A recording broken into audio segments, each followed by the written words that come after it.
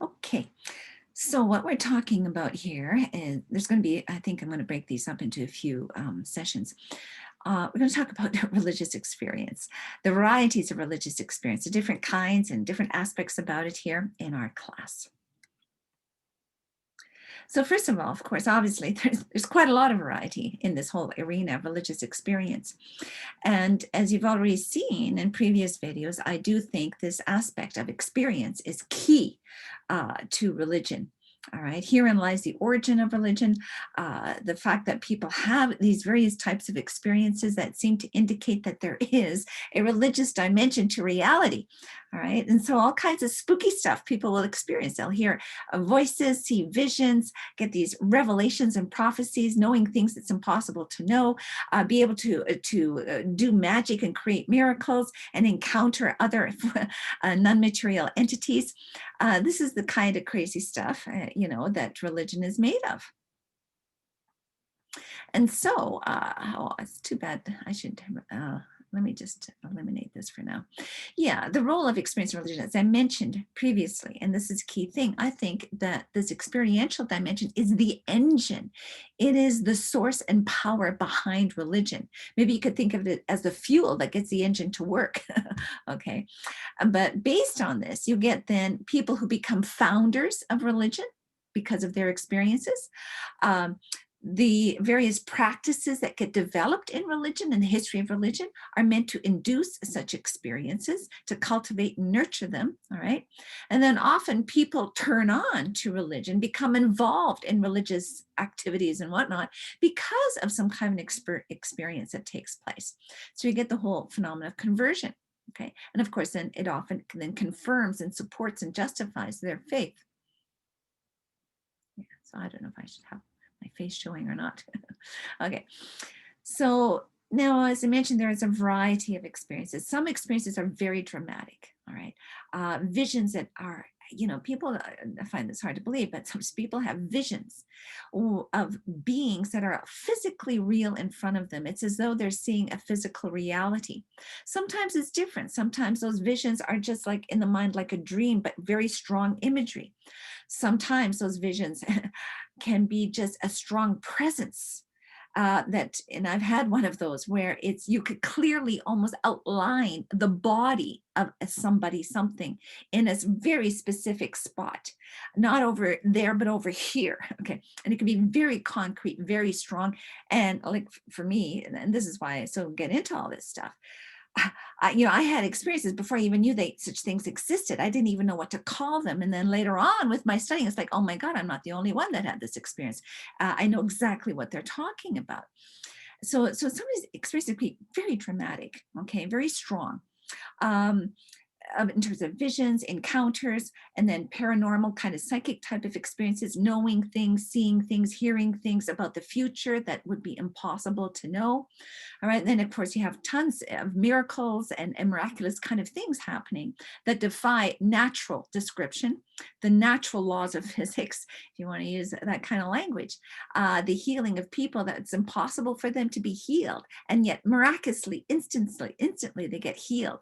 Experience of levitation and literally supernatural feats of moving objects around, these sorts of things that happen. You hear this with poltergeist activity, and the door just opened and closed by itself or whatever, right? Things like that.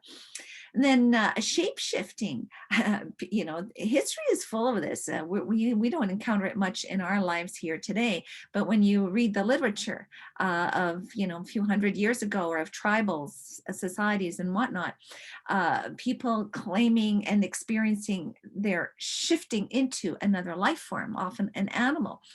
Teletransporting, being able to be in one locality and all of a sudden in a totally different place, miles away.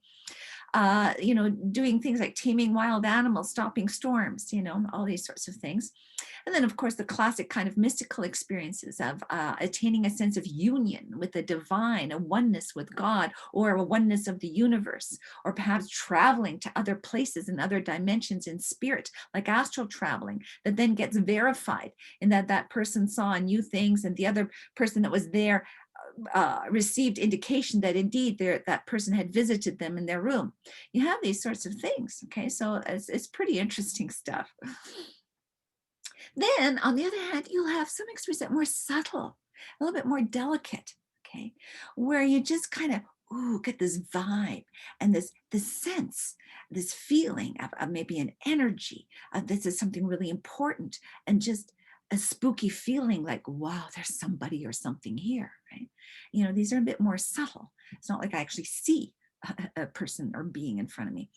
A sense of liberation, a sense of new freedom and release, and a new joy coming into you. You were in a state of crisis or despair or whatever, and there's just a major transformation that happens internally.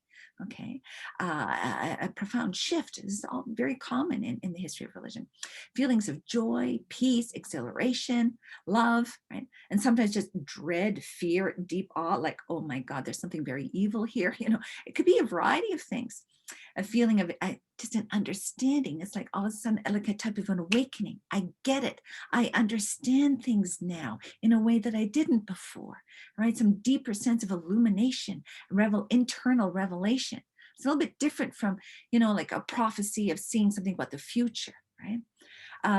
Then a sense of confirmation or assurance, that, yep, you just feel it in your gut. A lot of these things people would ascribe more to intuition in ways, and there is, it's kind of connected with all of this, right? But just a sense of, a gut sense about something in your body, in your gut, a sense of confirmation or assurance, a sense of inner knowing. And of course, as I already kind of mentioned, a profound transformation in your life. So these are various aspects involved here. So it's really complex and diverse, just to be aware of that, okay? All right. Now, there is an issue of even just defining a religion, an experience as religious. Just to, again, as a bit of an introduction here. How do you determine whether a particular experience is a religious experience or not a religious experience? Okay. Because religious experiences tend to be very personal. They're private, they're internal, right? They're coming from within a person. They say that, wow, this was a religious experience for me. It had religious implications for me. Somebody else, maybe in the same room, will think, well, I don't think there was anything religious going on here. I didn't feel anything. Nothing happened for me. And I was in the same room as you, right? So one person has a religious experience, the other person doesn't. Why? Because it's something very internal, right? It's private, it's internal. Sometimes they are shared collectively, where a group of people will have a similar visionary experience of some kind or something going on, right? Shared as a group. But a lot of times it's very much an individual affair. So that raises the issue always. Is your experience merely a result of interpretation, where certain sensations that you are experiencing that is common to human experience, that you are interpreting to be religious in nature, right? Or, is it something that we impose upon an ordinary human experience, we impose upon it a religious interpretation? Or are there particular experiences that are uniquely and inherently religious? All right, this is always going to be a bit of an issue of contemplation. And I just want to make sure, this always goes so fast. So central to all of this, again, keep in mind, and tied in with that, is that generally people hold what they would call a religious experience, is that they hold that they see it as being something out of the ordinary, something extraordinary, something unusual, that what they're experiencing was not normal, not a part of the everyday normal way of being, way of feeling, a way of everyday life, that there was like, ooh, something extraordinary, something different, right? That's a key thing. And as later on, I'll talk a little bit about some theories on this, but this is Rudolf Otto's theory, and that indeed this is what sets a religious experience apart as a religious experience, is this sense of it being something more extraordinary, right? And that is key. But then, of course, there's the issue, is it a matter of subjective interpretation? Two people could have the same experience, but maybe interpret it in different ways. And here I just want to point out, as I mentioned to some of you before, I wasn't raised in a religious home, and I'm so glad about that, because it allowed for me to be really quite neutral on these things and quite open-minded, I think, without having a lot of baggage that people tend to have that often, I don't know, can become a filter to, uh, not be open to understanding or exploring these things in different ways, right? But anyways, make a long story short, what happened to me is long time ago, once upon a time, when I was young. I was 17, and I was from Calgary. And as soon as high school was finished, I got on a plane and wanted to get out of the city, and I wanted to go to a city where I didn't know anybody, and I could be free from people that knew me to kind of discover who I was. It was sort of my thing. I want to be me, and instead of all these expectations and judgments and boxes that people want to put you in, right? So I want to come out to a city where I didn't know anybody, could be free and just kind of, I don't know, explore myself. And one day I was riding a bike. I borrowed somebody's bike and I was riding around the seawall, and I sat on a bench and I was looking out at the ocean. And I was, believe me, I knew nothing about religion, just so you know. I had no clue about anything. I just knew my mom was raised Catholic. She hated Catholicism, and she said, we're Lutheran if anybody asks. And then secondly, I knew there were these people called Jews, but I didn't really know what they were. I thought maybe the word Jew was an abbreviation for Jehovah Witness. I wasn't too clear on that, but that had something to do with religion. And the same thing with Mormons.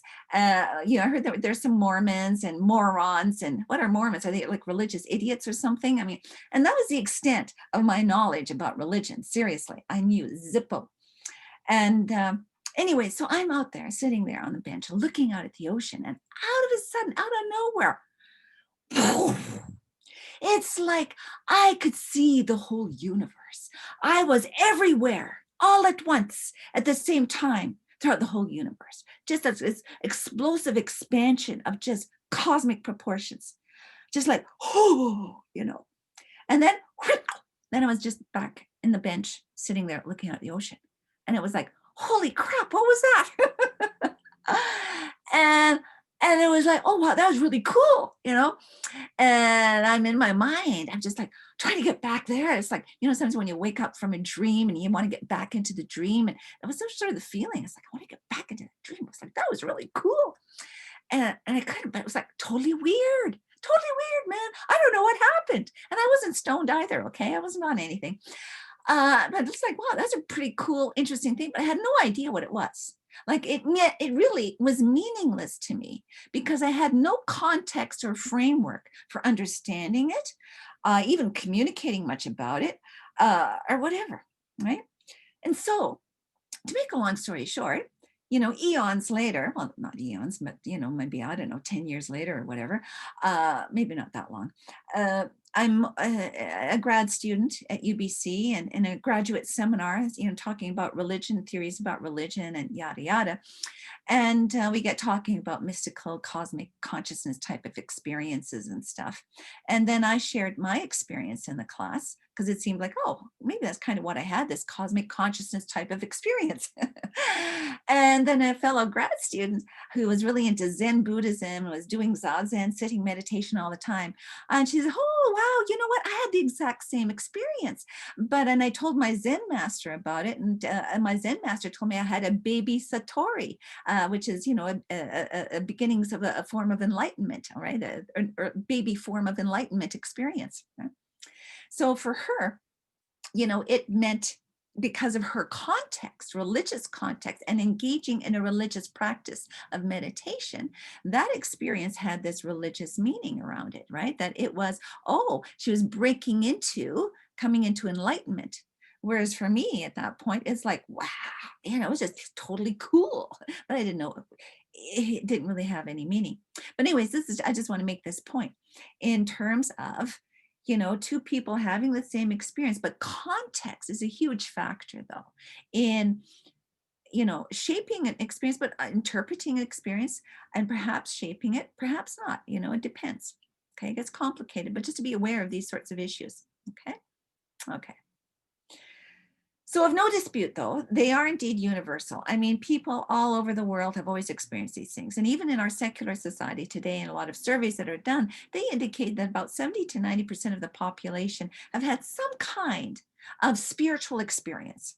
Okay, they may not have had, an encounter with God, but they've had some kind of experience to indicate that, oh, maybe psychic kind of realities have validity to them, some kind of knowing of something about the future, or maybe encountering their dead grandmother in their dreams in some unique way and getting a message from their grandmother, or who knows what. They've had some kind of experience in one way or another to indicate there's more to reality in the self than meets the eye. All right. Number two, there's a lot of diversity, okay, in terms of these experiences, and they can be unique to each individual. That's huge, right? There's a lot of diversity. And people who are ignorant and don't know much about religion, they're too simplistic in how they look at it on the experiential level. They just think, oh, any kind of spiritual experience is an enlightenment experience. Like, no, it's not. All right, there's way more to it, folks, way more to it. And then the third key thing is that these experiences tend to be valued as being important in a way that our other experiences, our everyday typical human experiences, are not seen in the same way. They often result in some profound life change, transformation, information in some way that's important to you. They're often very important. There's something that really sets them apart, all right, that they have special value. Okay. So again, to reiterate the important role of context. So what beliefs are brought to the table by that individual, their own as an individual, largely coming from their upbringing, their childhood experiences, the influence of the community, the cultural context, okay? These all kind of come to the table in providing context that can influence, in various ways, good ways, bad ways, whatever ways, all kinds of ways in terms of what a person may experience and how they interpret that experience, okay? And another key thing is language and the role of religious authorities. How that can limit and also filter and determine how those experiences are related to, how they are understood, how they are interpreted. So indeed, there is a big issue always that our experiences tend to conform to cultural context and cultural expectations. They're often fit in with the language barriers of a given time and place, okay? And they kind of mold it in ways. But you do have experiences of people busting those, and that can lead to change, and that definitely happens, and there's a lot in that area. I think especially what I've encountered and seen a lot of is people, like I'll just tell you one story, for example. I used to teach at UBC, and I had a student come one time in class, and she came to me after class, and she was not religious or Christian. She was more towards Hinduism in India and stuff, and she went to India, and she just told me the story of how she went to India, and she heard the story of this one Hindu man who was praying, and in his prayers or whatever he was doing for meditation or something or other, he had this vision of this man appearing in a long white robe who tells him that his name is Jesus. Okay, and he never heard of a Jesus. He never heard of Christianity. He was in just some little remote village. And this vision of Jesus speaks to him and tells him, listen, I want you to go to this village and see a Mr. and Mrs. So-and-so who will tell you all about me. And he'd never been to this other village, and he didn't even know who these people were, but he had just this vision. So he goes to this village that this Jesus told him to go to, and finds a Mr. and Mrs. So-and-so there who are missionaries, who then tell him all about Jesus, right? So here, and there's a lot of stories like this, where you have an example of somebody who has no exposure to another religion. Many of these people end up writing books of their conversion experiences, being of this religion or that religion, and they have this vision or some kind of remarkable experience that then brings them to convert to another religion. Okay, and here the case is Christianity. So there's a lot of instances where things do not conform to a person's religious or cultural upbringing, okay, and actually can counter it. So you'll have those stories as well. Okay, just to again point that out. So anyways, it always leads to a bit of a chicken or egg issue. What comes first? Does religion come from the religious experience of individuals, and so are bona fide authentic? Or does religious experience derive from religion and the social context that informs that individual, how they should interpret their experience. And so religious experience merely reflects people's social religious conditioning. Okay, that's sort of a chicken egg issue. Or is it possible that there's a bit of an interplay between both of them in various ways, a bit of a dance there, that sometimes, it's the religious experience that is truly authentic outside of context. Other times the religious experience reflects the social religious context. And sometimes it could be a bit of both and a bit of a dance between the two. Right? So just to be aware of that, it gets complex, and I think you'll have elements of all three at play in different degrees, strengths, and times. Okay. Hopefully this all makes sense.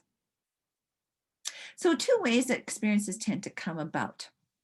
First of all, they can occur spontaneously, out of the blue, totally unexpected. For example, mine sitting on the bench. Okay, that's just one example. A classic example would be, say, with respect to Christianity, St. Paul, who was a Pharisee, a Jew at the time, very much despising the rise of the new Christian movement, the belief that Jesus was the Messiah amongst Jews, and intent on stopping it as a heresy and fighting it. Why do you throw these people in jail? And as he's doing this, he has this visionary experience of this light that literally blinds him for days. And Jesus speaks to him through this light, and that leads to his conversion, right? That ends up literally costing his life. He later on gets beheaded for being a Christian, okay? So you'll have something like this where it's just out of the blue, unexpected, and you're even, against this religion. He was, for example, right?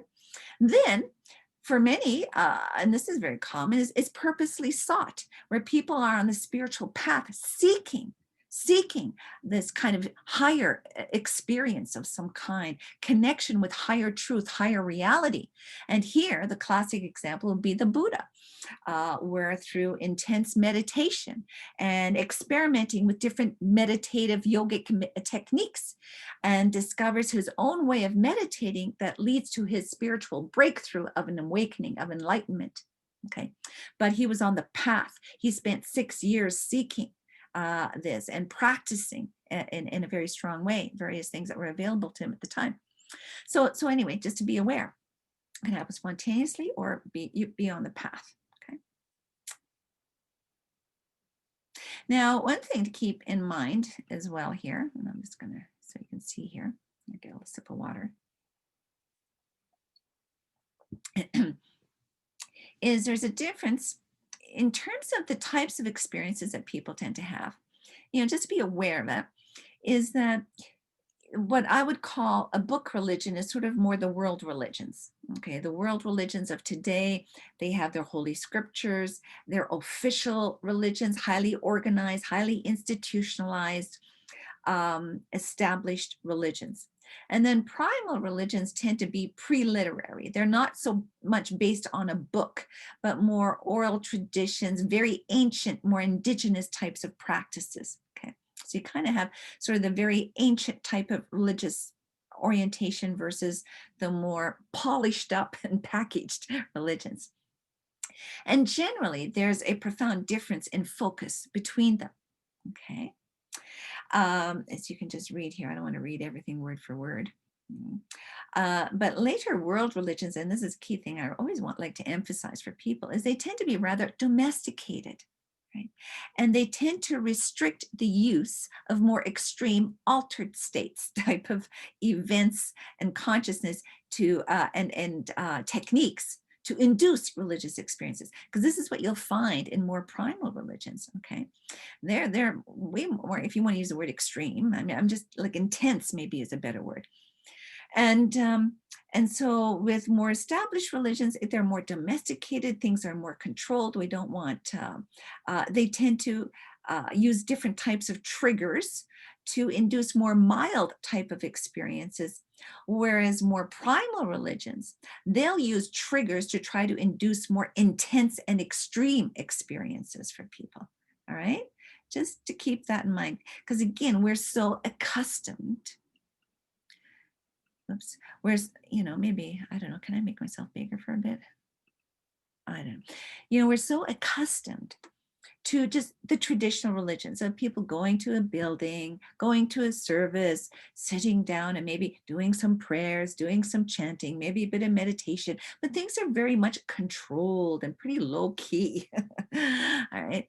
But then if you go into some sort of more, say, an African tribal kind of religious gathering, it's going to be a different ballgame where it'll be intense. There'll be intense rituals that will go on for days, where you need to participate in intense drumming and dancing and fasting and maybe taking plant substances and all kinds of things that makes it very intense, or body piercing ways. It's a totally different ballgame, okay, in order to induce religious experience. So let me just move this. Is this moving? Okay, there we go. So to take a look at some of this here.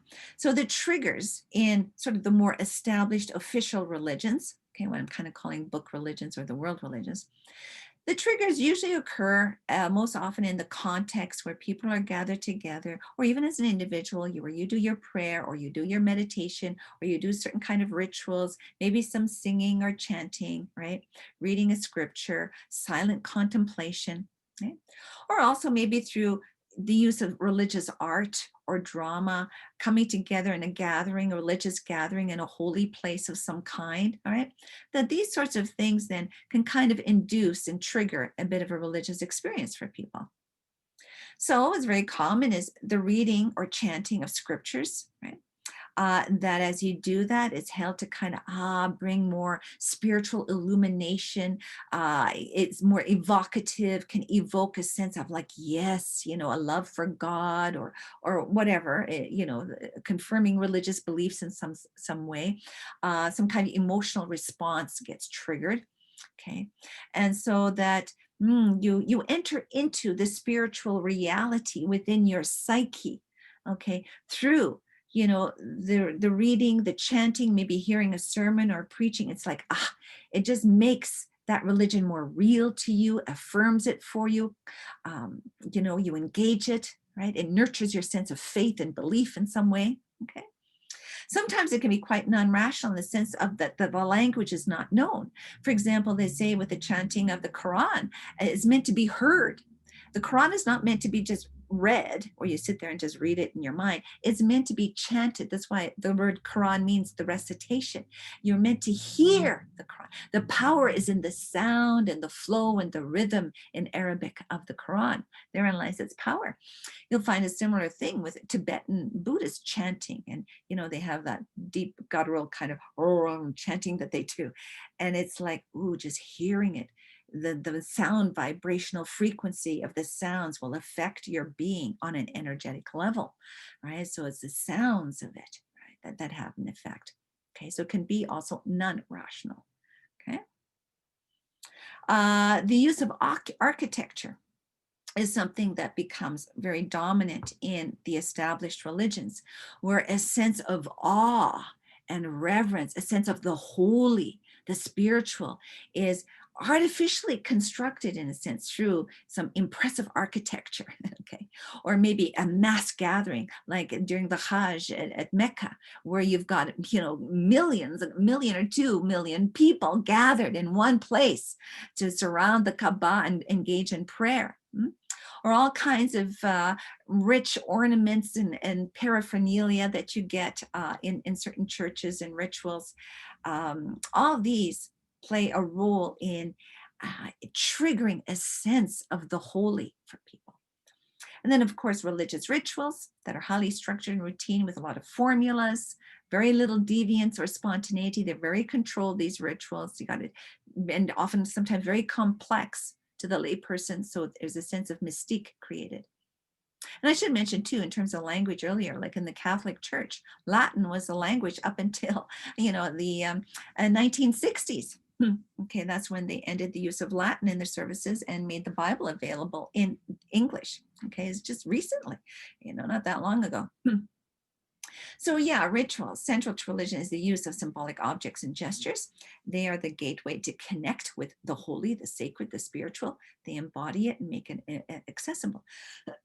Excuse me. But the key thing is through these elaborate rituals. And here you have, a bit of a picture of, you can see all the paraphernalia here.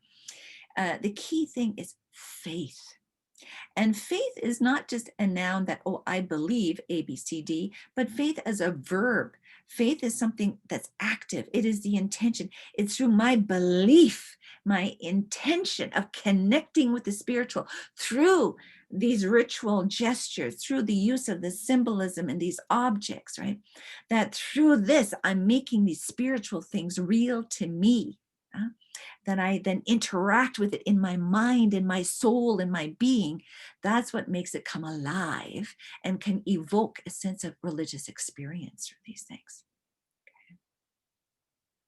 And of course, prayer is universal. All over the world, across time and space, people have prayed. Right? Direct communication with the divine is something very universal.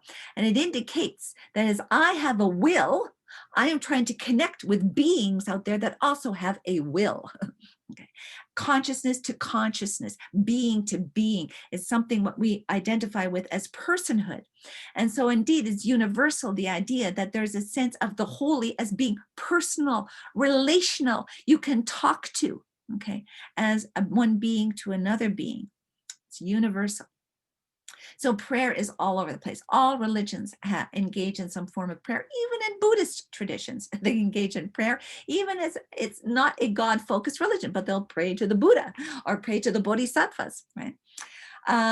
Anyway, so prayers of seeking forgiveness, to gain favor with a God, asking, oh, please bless me, take care of me, help me, thank you for what you've provided for me, requests for, please help me with this, help me with that. Oh, prayers of devotion and love and commitment, right, and praise, right? So there's prayers of various kinds where people relate to and connect with these higher realities. And of course, prayers can be very formal, highly ritualized in terms of format. Say, for example, like Muslim prayers 5 times a day is very much a formula that's followed, specific movements, specific words, specific structure, right? Done as a group. But then you could also do it privately. But then also there's place for spontaneous prayer, just as an individual, right? And even maybe with a group of various individuals contributing in a spontaneous way. So it's all kinds of forms of prayer. So through these engagements, then, people receive, or can receive communications. Just as I talk to the gods can talk to me. And so there's a place then for divine inspirations and visitations of various kinds. And then again, everything's way complex. So classic, what you'll find in the history of religion is references to the prophet type figure who receives words from God, revelations from God, from a divine being in some way, to then being a bit of a medium. A medium is where I don't just hear the words, but the words speak through me. Okay, that the being, whatever, like channeling or some kind of a spirit comes to me and speaks then through me, comes into my consciousness and speaks through me physically. Usually with a prophet, it's not, they never lose their consciousness. Normally it's held, right? That they're always conscious and aware. They get the words, they hear them, and then they speak them. With a medium, it's like you almost tend to give up your mouth and allow. It's a type of spirit possession, generally speaking, where the spirit just starts to speak through your voice, and takes control of your body. The shaman, classically, is someone who then has a soul leave his body and go to the world of the spirits and gets the information in their world and then brings the messages back into this world. So generally, the shaman leaves the body to go to the spirits to get the information, and a prophet hears the messages and tells you what they are, and a medium allows the spirit to come into them and speak through them, okay, to give the revelations or inspirations or whatever they are. So these can be, again, very loud and strong. But then what a lot of people think of getting inspirations or intuitions, these can be more subtle in nature. Just a sense of presence, just a sense of, I think, God is kind of speaking to me on this, telling me to do that. It can be much more subtle. as well as sometimes very strong and clear, like you literally hear the words spoken to you. And that can happen. It's happened to me a few times. Anyway, so there you go. Okay. Then there are mystical experiences. I don't think I missed one in here. No, did you? Oops. Going all this wrong way. Mystical experience. This is quite common throughout the history of religion, especially the way it's often talked about in terms of the world religions. These experiences tend to be maybe a little less ecstatic. When I'm saying ecstatic, I'm thinking more of people going into trance and losing all sense of self. Being, it's a totally different, this is what you get in more primal religions. It's easily can go into, forms of spirit possession, doing drastic things, walking through fire, body piercing, and you can just see, their eyes are rolled back, they're deep in trance. All right, those are sort of more ecstatic type of states, and that sometimes they'll get messages from the spirits in that context, okay? But mystical experiences are not as dramatic. They're more internal and personal, and they can be seen as being either what's often classically called theistic or non-theistic, in the sense that the key thing of what makes an experience mystical is a sense of oneness, either a oneness with the universe, kind of like almost like what I had, that cosmic consciousness experience, oneness with the universe, oneness with reality or the Tao, and some kind of abstract kind of form of consciousness, or it's a oneness with the divine, the sense of the divine, of God being more personal, a being of love, is classic, say, with respect to Christian and Western mysticism, especially. And that's more theistic mysticism, mystical experience. Okay, where it's in more personal terms and as oneness with God. So they're basically, a mystical experience is becoming one with ultimate reality. And if that ultimate reality is seen in either personal terms, like a God as a person, or that ultimate reality is seen in more impersonal, non-personal terms as something more abstract, as just the Tao. Okay, the Tao or Brahman as pure consciousness, or just nature, the universe as is, the cosmos, right, is more impersonal. But a key thing is a sense of transcending the self, but not like in trance or possession. It's of a different quality. Is more of the self being taken up into. It's like you're taken up into this higher, larger, greater reality. Okay. As opposed to the previous slide, those are experiences of a divine visit, of that higher reality coming to visit you. Like, oh, God coming down and just giving you a little tap, a little visitation, a little bit of an awakening, all right? As opposed to you just coming up out of yourself to become one with this larger reality. Okay, so hopefully that makes a bit of sense. But again, I'm just highlighting just different aspects of all kinds of experiences, the complexity of it and the diversity of it, okay? There's a lot here.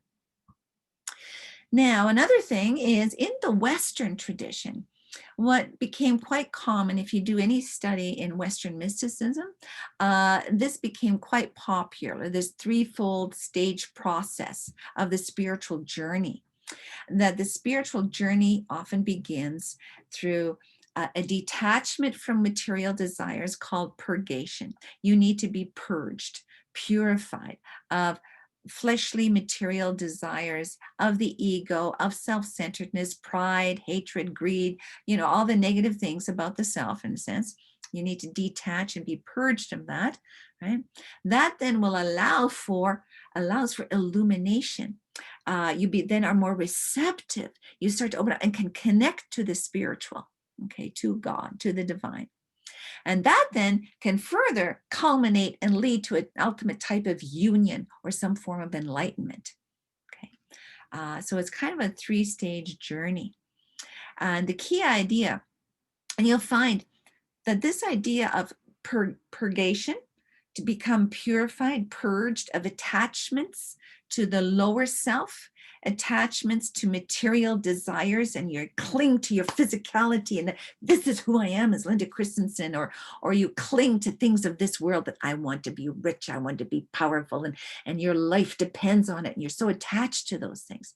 It's like, whoa, you've got to be willing to let that stuff go in order for you to allow for your finding your higher self, and for you to allow to connecting to a higher spiritual reality that is not bound by the physical.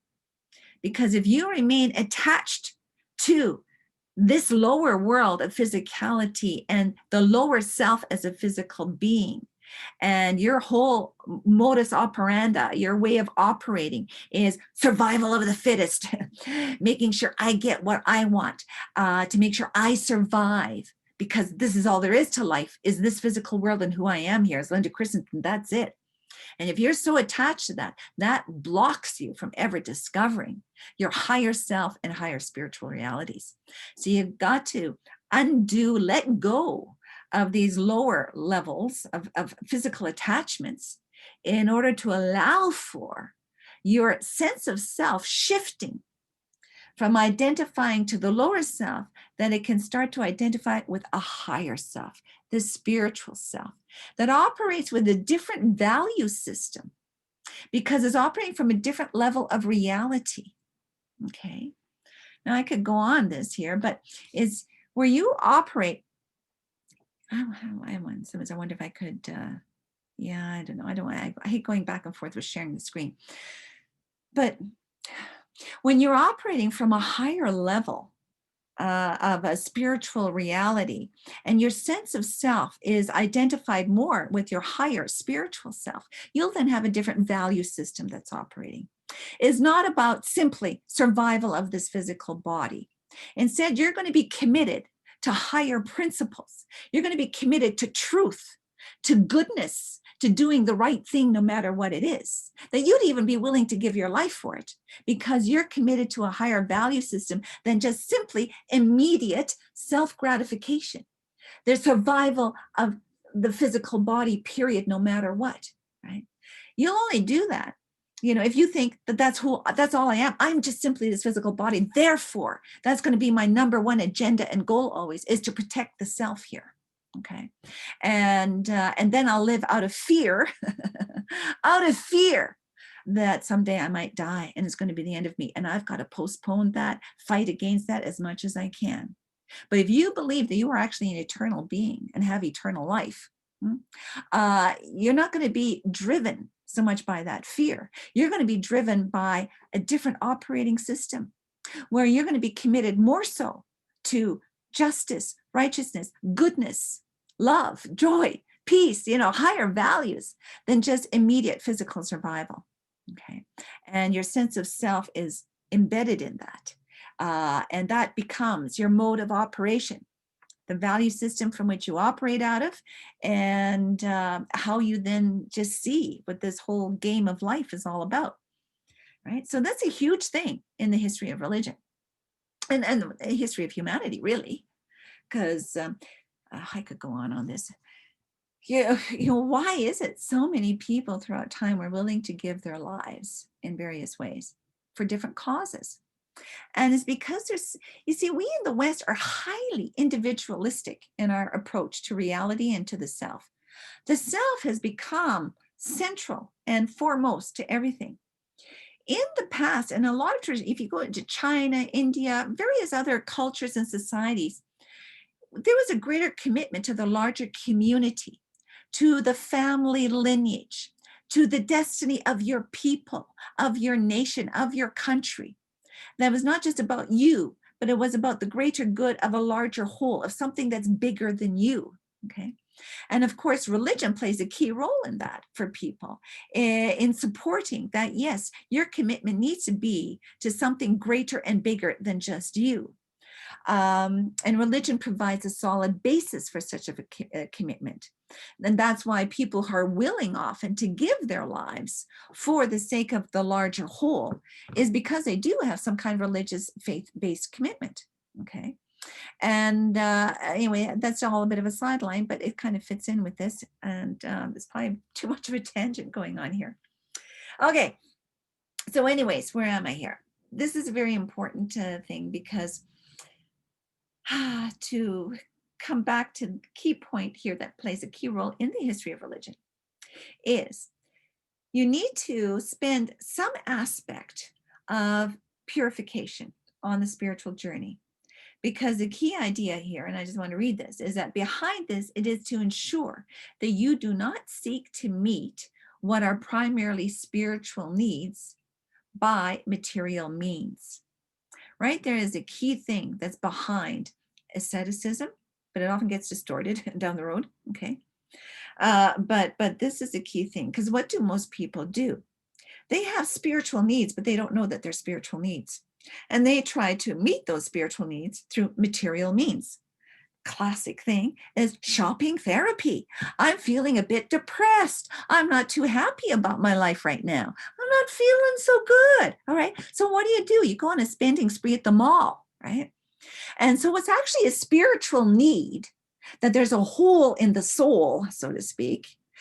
People will look to material things to fill the hole, instead of realizing that, no, what's really going on here with me? Why is it I'm really not at peace and content with my life? And to explore that on a spiritual level. And that is the point of asceticism, is you need to pure yourself and get really clear on material needs versus spiritual needs, and what kind of needs are you trying to meet in a healthy way or a wrong way. That's a huge, huge factor. And so in order for you to make sure you're on the right track, the various traditions say you need to, first of all, get clear and realize, who are you really? You need to identify your true self as the spiritual self. You need to realize that material things cannot satiate, satisfy, bring peace to the soul. Right? And so you need to really get clear on those things, and you need to get that connection going on spiritually, so your spiritual needs are actually being met by spiritual connection, that you literally have that spiritual connection, so you truly have peace of the soul, peace with God, so to speak, or however you want to put it, that's really happening for you. Then when you re-engage in the physical world of materiality, it's a different ball game. You know, you relate to this physical world in a different way. Okay, it's not there that, oh, I need this to meet a deeper spiritual need. It's like, no, it becomes, wow, this is an amazing playland. This is an amazing gift that we get to be here on this beautiful planet. And I respect it. I treat it with awe and reverence. Right? It's not there for me to exploit for my own selfish needs, but I can honor, respect, and also enjoy it in a healthy way, right? Instead of an abusive, exploitive way. And so again, it totally transforms how you then relate to this physical world in a more healthy way, is what's brought about. But anyways, this has been a long tangent on this point, because it could be a whole different little separate talk here. So anyway, this is a key factor that happens in the history of religion, is we get asceticism developing. And I'm wondering if I should kind of stop here, because what do I have here? Yes. Okay, I think I'm going to just stop the recording for a little bit here. Okay, it will be continued.